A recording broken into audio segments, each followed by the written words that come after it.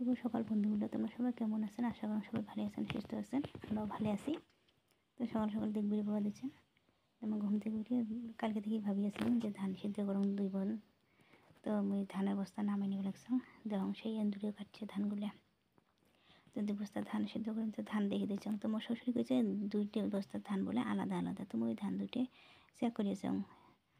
তো দেখুন এই 2টি বস্তা একই, বাকিগুলি আলাদা হয়। তুমি এই ধান বস্তা 2টে বাইর করে থুলুম। তোলার পরে আমি যে আগ্নেয়গত সামটা শেষ, সামটার পরে তো আমার মা ঘর থেকে আমি একটা হাঁড়ি নিয়ে আসলাম, আমার ধান সিদ্ধ করা হাঁড়ি। তো এই হাঁড়িটা 1 মণ করে একবারে ধরে। তো এই হাঁড়িটা আনলাম, মানে রেডি করে থুবে দিচ্ছিলাম সকাল হতে, পরে আর টাইমে পাবার না। তো আনি থুবো লাগছো। তারপর আমি ধানটাও ভিজি থুম, ধান বস্তা নামালাম, নামিয়ে ধান ভিজি থুবে লাগছো। তো ভিজি এলো সকাল সকাল ভিজি থুম, ভিজি টিজি থুইয়া তারপরে বিকেলে মুই কী করো ধান সিদ্ধ করো। তো 1 বস্তা ধান ভিজে তুলুম। তো 1 বস্তা ধান ভিজে গেছে, হাঁড়িটা কিন্তু অল্প কমেছে, ওই বালতিতে 1 বালতি ধান কমেছে। পরে কী করি 1 বালতি না 2 বালতিঙে কমেছে।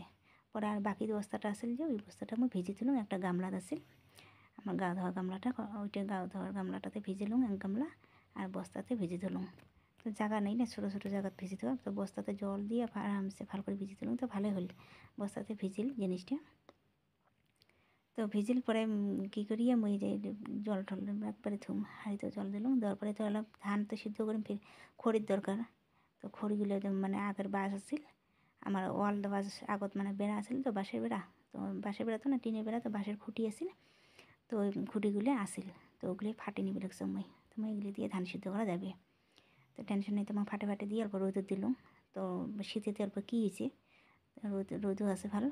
তো নিলাম, আর পুরনো এখন টক্তা আছে হলে কী করলাম ফাটালাম, ফাটা দিলাম। তো দেওয়ার পরে আমি এটা ছাপা চুপা করি, আমি এনে গাও ধুম, গাও পাও দিয়ে আমি পুজো পাঠ করি টরি আমার কাম কাজ শেষ করম।